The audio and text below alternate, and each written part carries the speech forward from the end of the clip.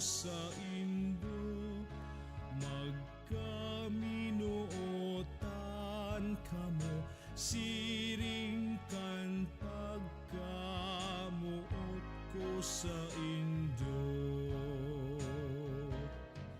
Si Jesus nakagurangnan, naghanaw kan sa indang mga bitis, asin nagsabi sa inda, ining halimbawa itinatao ko sa Indo.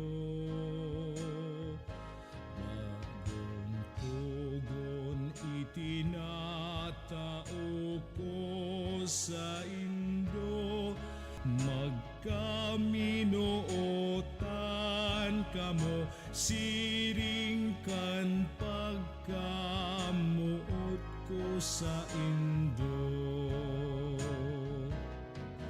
Kagurangnan ikamahanaw, mahanaw kan sa muya